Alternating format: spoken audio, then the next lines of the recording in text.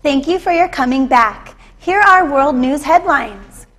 Truce declared in parts of eastern Ukraine to evacuate civilians. Nigeria to keep February 14th date for presidential election. Truce declared in parts of eastern Ukraine to evacuate civilians. A ceasefire was agreed in parts of eastern Ukraine as of Friday morning to enable evacuation of civilians from fighting areas, the Donetsk rebels' deputy defense minister said. The offer was made to the Ukrainian side to completely cease fighting as of 9 a.m. The Ukrainian side agreed with that so that the process of evacuation of civilians through the humanitarian corridors will not be disrupted. And there are two of them, towards Artemisк and towards Horlivka. The Edward Basurin, deputy defense minister for the self-proclaimed Donetsk People's Republic, at briefing in Donetsk. But the Kyiv military did not confirm any formal truce agreement. According to the plan signed by the Ukrainian side, along with the DNR, and with the participation of the OSCE mission, the evacuation begins at 11 a.m. 4 places in Debaltseve have been determined where transport buses will be parked with signs, Horlivka or Artemisк, and residents can decide themselves which direction they want to go, he said. Government forces have been holding on to Debaltseve, a strategic rail hub linking the two separatist-held regions of the east, for several weeks, despite prolonged artillery and tank attacks by the separatists. The temporary truce was declared as German and French leaders pressed forward with a new peace plan to end the crisis in Ukraine.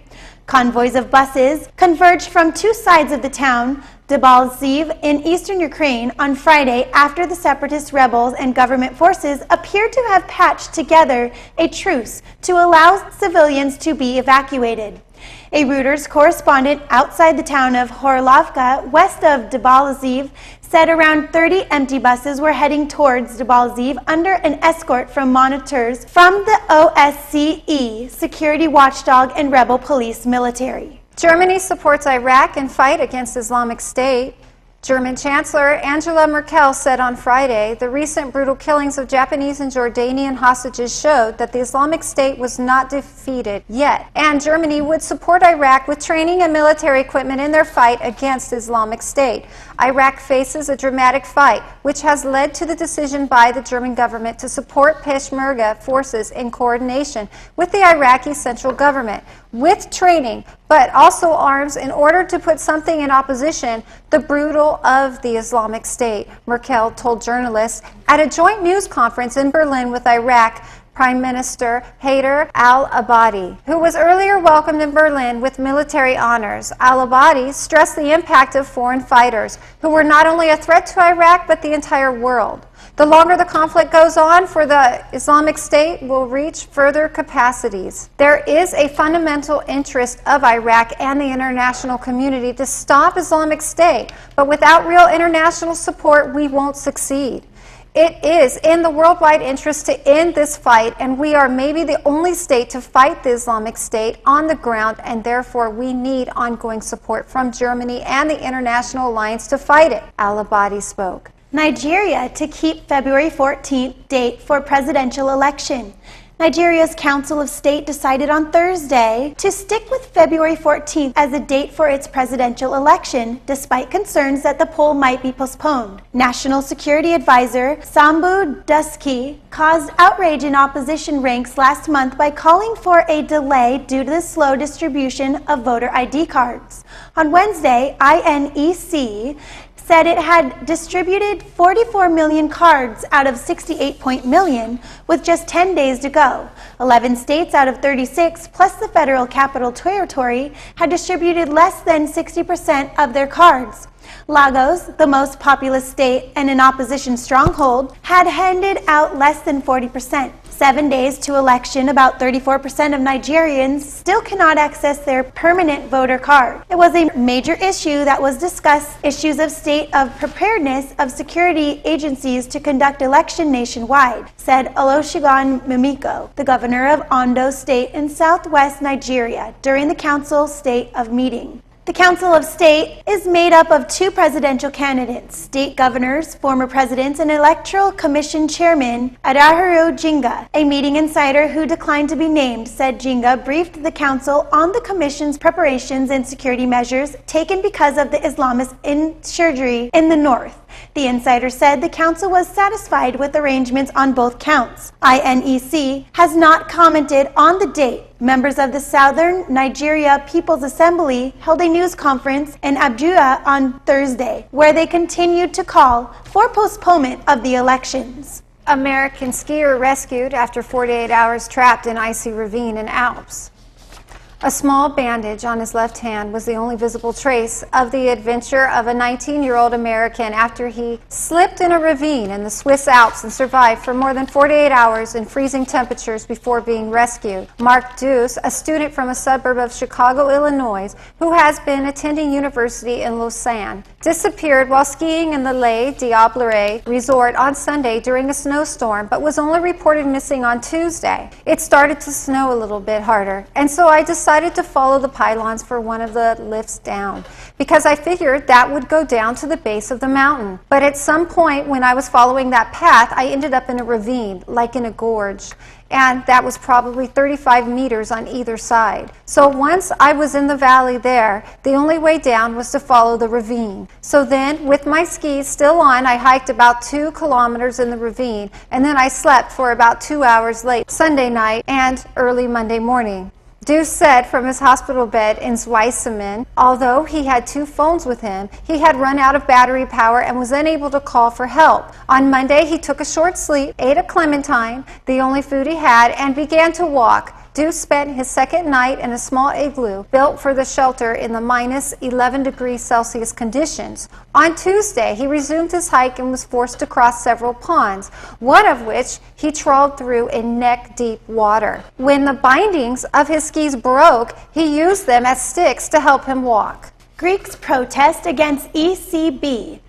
EU attitudes towards austerity. About 4,000 people gathered for an anti-austerity demonstration in central Athens, Syntagma Square on Thursday, but in sharp contrast with previous protests, there were no barricades and barely any police. The demonstration was the first major anti-austerity gathering since the newly elected government, run by the left-wing Syriza party, took office and almost immediately opened up the area for political gatherings. Hey bad boy, Yanis Varoufakis. When Merkel sees you, she breaks like a twig, protesters chanted in support of their finance minister, who met German Finance Minister Wolfgang Schäuble in Berlin earlier. Schäuble had told Varoufakis it was not realistic to make electoral promises that burdened other countries, and they had agreed to disagree. Protesters also chanted in Spanish, Syriza, Podemos, Versamos, in support of the leftist Spanish Podemos party, which has been compared to Syriza. Prime Minister Alexis Tsipras and Varoufakis have been traveling across Europe to win support from European partners for their plan for debt relief and an end to austerity policies. But they have so far received little more than warnings to avoid reneging on commitments under the country's existing bailout. Protesters said they fully supported their new government's stance. King Abdullah visits army headquarters in Amman. King Abdullah visited the army headquarters in Jordan's capital Amman on Thursday, where he received a briefing about the airstrikes launched by Jordanians targeting Islamic State. The Jordanian TV footage showed King Abdullah talking with General Mashal al-Zabin. Military commanders then briefed King Abdullah about the details of the strikes, state television said.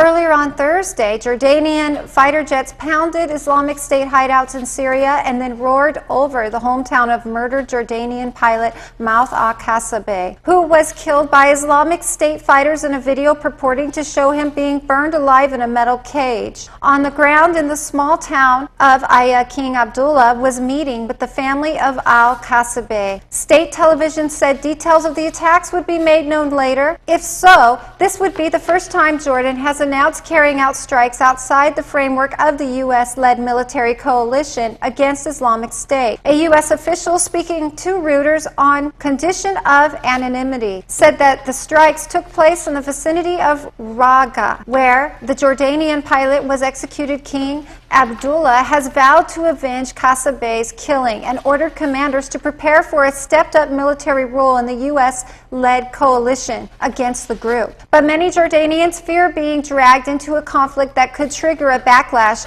by hardline militants inside the kingdom. Jordan is a major U.S. ally in the fight against hardline Islamic groups and hosted U.S. troops during operations that led to the invasion of Iraq in 2003. It is home to hundreds of U.S. military trainers bolstering defenses at the Syrian and Iraqi borders, and is determined to keep the jihadists in Syria away from the frontiers. Tanzania Parliament approves collation cabinet. Tanzania Parliament approved a coalition cabinet on Thursday in the latest step in the country's transition to full democracy after its 2011 uprising.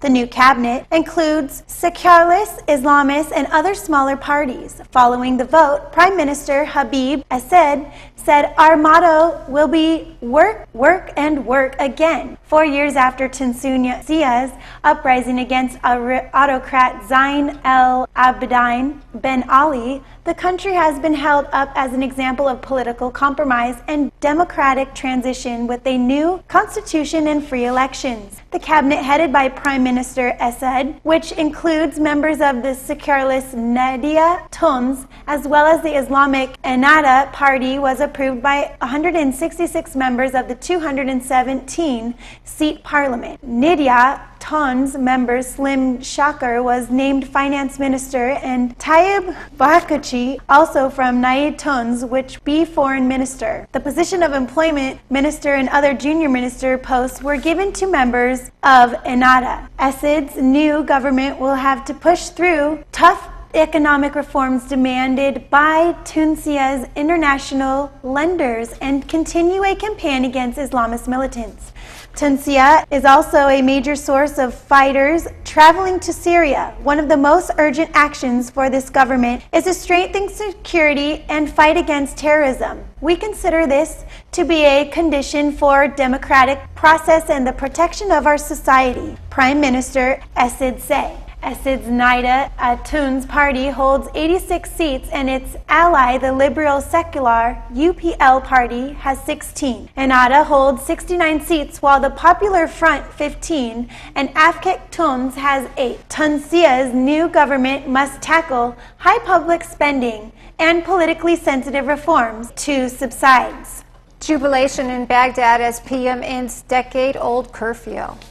Baghdad's decade-old curfew will end on Saturday, and 4 neighborhoods will be demilitarized, Iraqi's Prime Minister Haider al-Abadi said on Thursday, as he tries to normalize the capital. Some form of curfew has been in place since the U.S.-led invasion to topple Saddam Hussein in 2003, hindering commercial and civilian movement.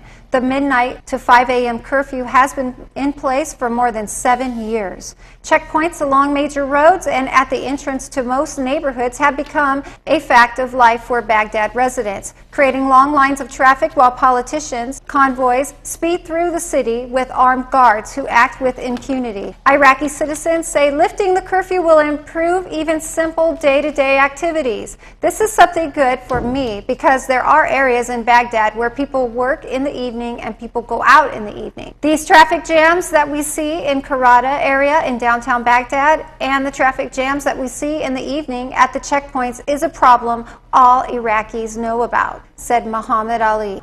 Deadly attacks remain a regular occurrence in Baghdad. Rocket attacks on Damascus killed 10 after Islam army warning amid rocket attacks killed 10 people in the Syrian capital, Damascus, and wounded at least 50, a monitoring group has said. In the second heavy bombardment by Islam army insurgents in less than 2 weeks. Videos posted on social media website on Thursday claim to show the impact and immediate aftermath of the attacks. The first clip, said to have been filmed on Thursday, purported to show the moments after a bombardment hit, followed by smoke rising over a residential area. In another video, also said to be filmed and uploaded on Thursday, appeared to show another residential neighborhood hit by an attack. The same footage purportedly shows the aftermath of bombing, and residents can be seen walking and running through clouds of dust and smoke. The next scene purported to show people at a hospital in the Damascus suburb of eastern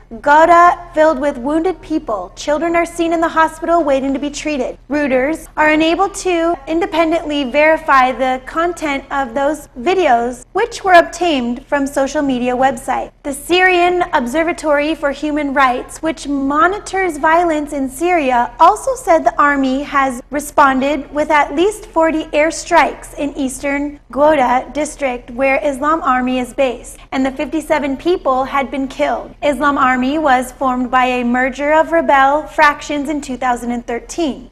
It follows an Islamic doctrine and has in the past received a backing from Saudi Arabia. Syria's state news agency, SANA, said 5 people had been killed in what it was a bombardment by Tafari terrorists. Tafari is a term used to describe hardline Sunni groups who consider other peoples infidels.